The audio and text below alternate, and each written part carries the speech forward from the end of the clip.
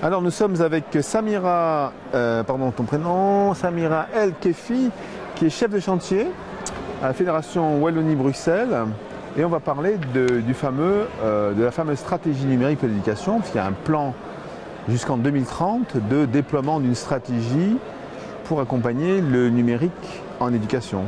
C'est ça? Exactement. Est-ce qu'on peut parler un petit peu de ce contexte, de la stratégie? Pourquoi avoir une stratégie jusqu'en 2030? Il faut savoir qu'en Belgique, on a une vaste réforme qui s'appelle le Pacte pour un enseignement d'excellence, qui contient 18 chantiers. Et la stratégie numérique est un des 18 chantiers. Donc on s'inscrit dans une réforme systémique du système éducatif belge qui connaît des difficultés en termes de capacité d'équité entre les élèves, mais aussi d'apprentissage. Donc cette vision systémique comprend un volet stratégie numérique qui alimente aussi les autres axes de ce pacte d'excellence. Donc bien entendu, j'imagine qu'il y a eu un diagnostic au départ, en préalable. Donc c'est un processus participatif, ça il faut quand même le souligner, parce que ça assure une pérennité de gouvernement en gouvernement et de législature en législature. Au total, environ 200 000 personnes ont été impliquées dans l'élaboration du pacte d'excellence. Et tous les acteurs du système éducatif belge ont pu contribuer à travers des groupes de travail. Donc il y a eu une phase de diagnostic en 2015, une définition des objectifs prioritaires ensuite, et puis ensuite une planification, une priorisation. Et un des volets porte sur la transition numérique. Alors on rappelle qu'on parle de l'enseignement obligatoire, oui, qui va de... qui démarre donc en Belgique, qui va démarrer à 5 ans jusqu'à 18 ans, avec la fameuse mise en œuvre du tronc commun. Donc, qui veut que les enfants acquièrent des connaissances et des compétences jusqu'à l'âge de 15 ans tous ensemble et seulement ensuite s'orientent vers différentes filières ou options. Ok, après c'est le professionnel, c'est le supérieur, ouais. C'est un autre ministère on va dire, non, oui, qui s'occupe de ça. Alors donc, vous voyez, on commence à comprendre le millefeuille belge. Sachant qu'on n'est que là sur la Wallonie et Bruxelles. Alors, donc on peut un peu parler des 5 axes de travail ou de développement de ces stratégies. Oui, donc il y a un premier axe qui porte sur la définition des contenus d'apprentissage. Là, on s'aligne complètement sur le référentiel européen, DIGCOMP, avec d'une part la prise en compte du numérique dans les différentes disciplines, c'est l'aspect transversal des compétences numériques, et puis un référentiel dédié sur les compétences numériques eux-mêmes qui sont définies dans le référentiel européen. Deuxième axe ? Le deuxième axe, oui, porte sur l'accompagnement et la formation des enseignants. Donc ça, c'est quand même assez important. Crucial, oui. Donc des réformes sont prévues au niveau de la formation initiale des enseignants, mais aussi au niveau de la formation continue. Il doit absolument augmenter en volume afin de permettre à tous les enseignants d'accéder à des formations continues de qualité en matière de numérique. On peut rappeler un petit peu le contexte de la formation initiale des enseignants? Comment c'est organisé ici, rapidement? Donc la formation initiale est organisée au niveau universitaire. Hein, ouais. Donc ça, c'est une réforme en cours qui devrait démarrer en septembre 2021. Donc ça, c'est en cours du côté des universités.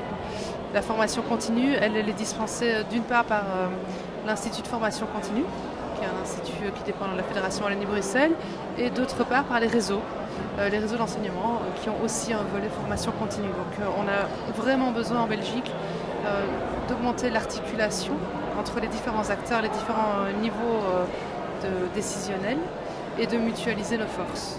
Donc l'idée, c'est de changer un peu le contenu de ces formations ou l'organisation même des acteurs? Bon, en fait, dans la planification, on doit travailler sur l'analyse des besoins.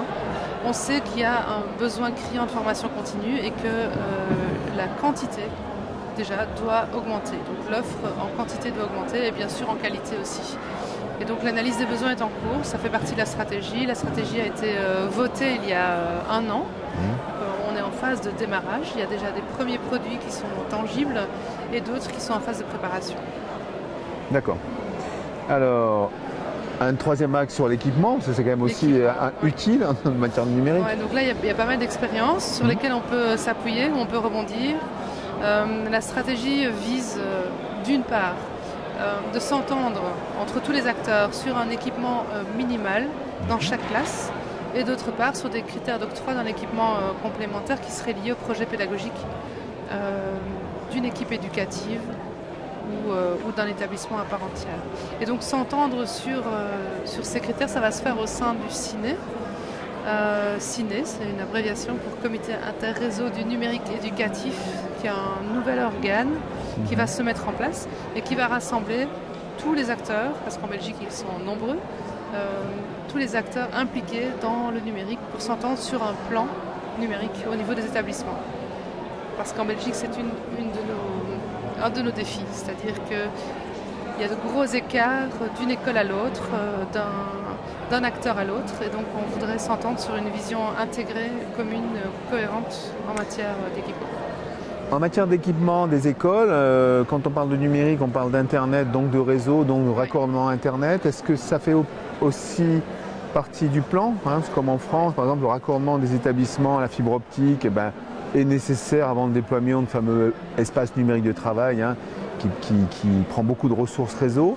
Est-ce que ça, c'est dans l'axe équipement ou c'est pas votre travail entre C'est dans l'axe équipement. La connectivité, des décisions doivent être prises par le gouvernement sur base des recommandations de ce fameux comité interréseau qui se met en place pour faire des choix en termes de normes. L'Union européenne recommande du très haut débit dans chaque école. La plupart des pays sont très contents quand ils arrivent à du haut débit dans chaque classe. Et donc, où va-t-on fixer la norme et puis ensuite, comment va-t-on le financer et s'organiser pour y arriver dans chaque classe? Ça fait partie des débats qui vont avoir lieu au sein de ce comité interréseau. D'accord. Donc, vous avez, si je comprends bien, vous avez des axes, mais rien n'est ficelé encore. On est dans le débat et l'affinage un peu de ce qui va être... Il y a une direction, il y a une vision intégrée qui a été élaborée participativement avec tous les acteurs du système. Mais dans la mise en œuvre, bien sûr, il y a cet organe et d'autres, et des acteurs qui doivent s'entendre sur comment donner corps à des aspects de la stratégie qui doivent encore être déterminés. Donc, ce n'est pas figé top-down, hein, ça va bien sûr évoluer avec les acteurs de mise en œuvre. Okay.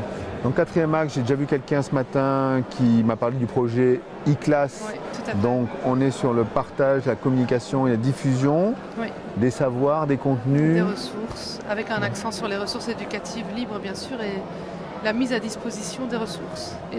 Jusqu'à l'établissement et jusqu'à l'enseignant. Jusqu'à l'enseignant bien sûr, dans notre contexte belge aussi, entre les différents réseaux qui produisent des ressources qui peuvent être utiles à d'autres. Et un accent bien sûr sur la gratuité, les ressources éducatives libres. Oui, c'est le quatrième axe de la stratégie. Donc ça veut dire qu'il va y avoir une politique d'achat pour que les ressources soient gratuites? Il va y avoir une réflexion au sein du CINE sur quelles ressources promouvoir et dans quelles conditions distribuer des ressources qui sont produites par les uns ou par les autres et qui devraient éventuellement être validées pour être diffusées officiellement. Oui. Officiellement. Ok, le dernier acte, donc développer la gouvernance. Donc voilà, il va falloir se mettre d'accord sur comment ça fonctionne. Oui, donc là on fait plutôt référence à notre système informatique, aux différents applicatifs métiers, au fait que les écoles doivent pouvoir encoder des données. Pour l'instant, il y a un guichet unique qui a démarré, qui existe depuis mars, ça s'appelle Mon Espace.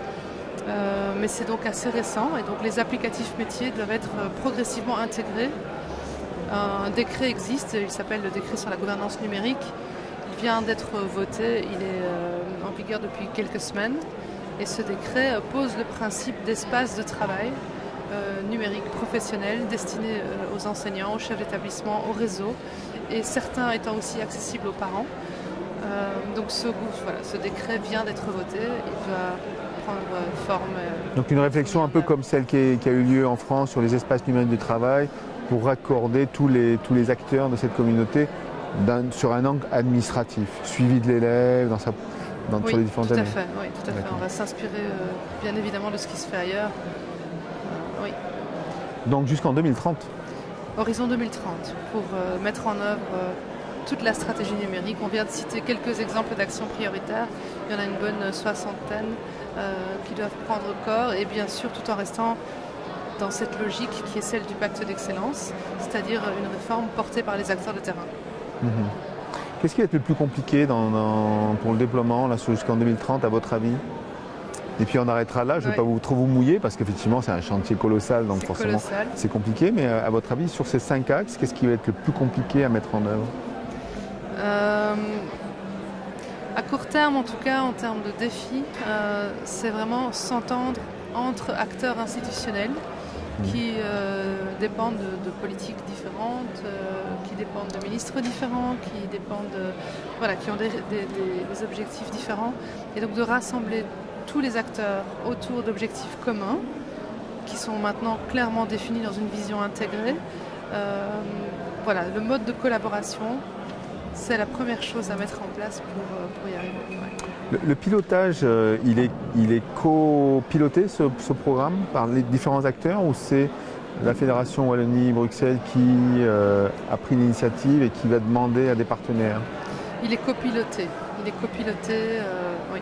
C'est déjà pas mal. Différents acteurs. C'est bien. Mais la responsabilité relève du ministère de l'Enseignement. C'est sûr. D'accord. Okay.